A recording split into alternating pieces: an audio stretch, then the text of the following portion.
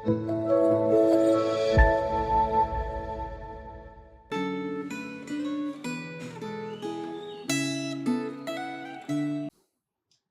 pagi Bapak Ibu sekalian, kita bersyukur bahwa hari ini kita boleh memulai segala aktivitas kita dan Tuhan memberikan hari yang baru bagi kita. Sebelum kita memulai segala aktivitas kita, mari kita kembali kepada kebenaran firman Tuhan, supaya kebenaran firman-Nya hidup, itu bisa membentuk dan juga mengubahkan setiap kita. Sebelum kita membaca dan juga merenungkan kebenaran firman Tuhan, mari kita berdoa kepada Tuhan. Bapa di dalam surga, kami bersyukur untuk hari yang baru yang Tuhan sediakan bagi setiap kami. Kami bersyukur Tuhan, dan biarlah sebelum kami memulai segala aktivitas dan juga kegiatan kami sepanjang hari ini, kami mau kembali kepada kebenaran firman Tuhan, kami mau membaca dan juga merenungkan kebenaran firman. Berbicaralah kepada kami ya Tuhan, dan tolonglah setiap kami, supaya dari hari ke hari kami boleh semakin memahami rencana dan juga kehendak Tuhan di dalam kehidupan kami melalui kebenaran firman Tuhan. Di dalam nama Tuhan Yesus Kristus kami berdoa, kami bersyukur. Amin. Bapak Ibu sekalian, bacaan firman Tuhan pada pagi hari ini terambil dari Ulangan pasal yang ke-15, ayat yang ke-7, ayat yang ke-8, dan juga ayat yang ke-11. Ulangan pasal yang ke-15, ayat yang ke-7, 8, dan juga 11, firman Tuhan berkata demikian. Jika ada di antaramu orang miskin, salah seorang saudaramu di salah satu kotamu, di negeri yang diberikan kepadamu oleh Tuhan Allahmu, maka janganlah engkau menegarkan hati atau menutup tangan terhadap saudaramu yang miskin itu. Sebaliknya engkau harus membuka tangan lebar-lebar baginya dan memberi pinjaman kepadanya dengan limpahnya, cukup untuk keperluannya, seberapapun yang diperlukan. Ayat yang ke-11. Sebab orang miskin tidak hentinya akan ada di dalam negeri itu. Itulah sebabnya aku memberi perintah kepadamu, haruslah engkau membuka tangan lebar-lebar bagi saudaramu yang tertindas dan yang miskin di negerimu. Amin. Sampai demikian jauh kita membaca kebenaran firman Tuhan. Bapak Ibu sekalian, beberapa waktu yang lalu saya sempat melihat sebuah gambar. Ada sekumpulan anak-anak yang mencoba naik ke dalam sebuah tembok dan mengintip apa yang ada di balik tembok itu. Bapak Ibu sekalian, terlihat sekali dari pakaiannya bahwa anak-anak itu adalah anak-anak yang sederhana. Anak-anak yang mungkin hidupnya pas-pasan. Tetapi mereka ingin melihat apa yang sebenarnya ada di balik tembok itu. Dan ketika mereka mencoba naik dan mengintip, Bapak Ibu sekalian, mereka ternyata sedang melihat beberapa orang dewasa sedang bermain golf. Bapak Ibu sekalian, pakaian orang dewasa yang bermain golf ataupun peralatan perlengkapan permainan golf itu sendiri tentu sudah sangat mahal dan mungkin anak-anak itu tidak bisa membeli dengan uang yang mereka miliki. Bapak Ibu sekalian, tetapi foto yang saya sempat lihat itu juga menunjukkan hal yang lainnya, yaitu adanya ketimpangan sosial di masyarakat yang kita hidupi dan jalani hari ini. Ada istilah Bapak Ibu sekalian, yang miskin makin miskin dan yang kaya makin kaya. Tetapi yang menarik adalah bagaimana sikap kita sebagai anak-anak Tuhan, sebagai orang-orang percaya, ketika melihat ada orang yang miskin atau berkekurangan, tetapi juga ada orang yang berkecukupan atau bahkan berkelimpahan. Bapak Ibu sekalian, sejak perjanjian lama atau sejak dari perjanjian lama kita bisa melihat bahwa Alkitab mengajarkan soal bagaimana setiap orang percaya, anak Tuhan seharusnya peduli satu dengan yang lainnya. Salah satu bagian yang membahas tentang hal itu tentu adalah Ulangan pasal yang ke-15 ini, Bapak Ibu sekalian. Kalau kita membaca secara keseluruhan Ulangan pasal yang ke-15 ayat yang pertama sampai dengan ayat yang terakhir, setidaknya kita bisa melihat bahwa Tuhan memerintahkan beberapa hal yang secara khusus menunjukkan Tuhan ingin mengajarkan orang Israel peduli terhadap sesamanya. Yang pertama, Bapak Ibu sekalian, Tuhan memerintahkan adanya tahun penghapusan hutang. Ayat yang pertama sampai dengan ayat yang kedua berkata demikian.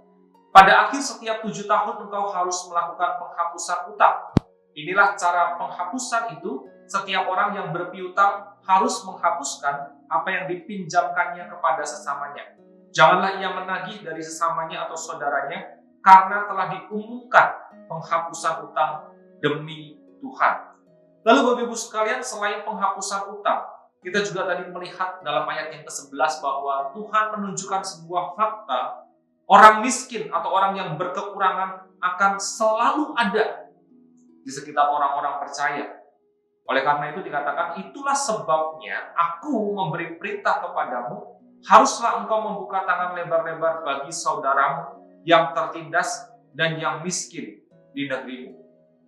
Bagian berikutnya, Bapak Ibu sekalian, kalau kita melihat dalam bagian Ulangan pasal 15 ini, Tuhan juga mengajarkan tentang bagaimana ada kita melakukan pemerdekaan budak-budak. Dalam ayat yang ke-12 sampai dengan ayat yang ke-18, Bapak Ibu sekalian, dikatakan dalam ayat ke-12 demikian, apabila kepadamu dijual seorang saudaramu, baik laki-laki Ibrani atau perempuan Ibrani, ia akan bekerja padamu selama 6 tahun, dan pada tahun ke-7, engkau harus melepaskan dia sebagai orang merdeka. Secara sederhana dari Ulangan pasal yang ke-15, Bapak Ibu sekalian, kita bisa melihat bahwa Tuhan menghendaki agar orang Israel, umat Allah, bisa saling mempedulikan satu dengan yang lainnya.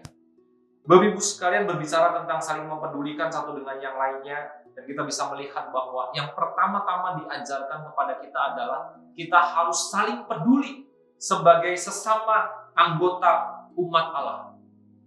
Dalam Galatia pasal yang ke-6 ayat yang ke-10, Bapak Ibu sekalian, dikatakan demikian. Galatia pasal yang ke-6 ayat yang ke-10.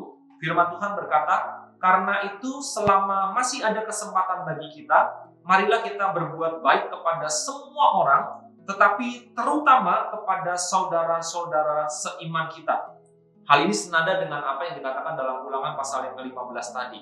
Bukan berarti kita tidak boleh berbuat baik atau peduli terhadap orang-orang yang tidak seiman.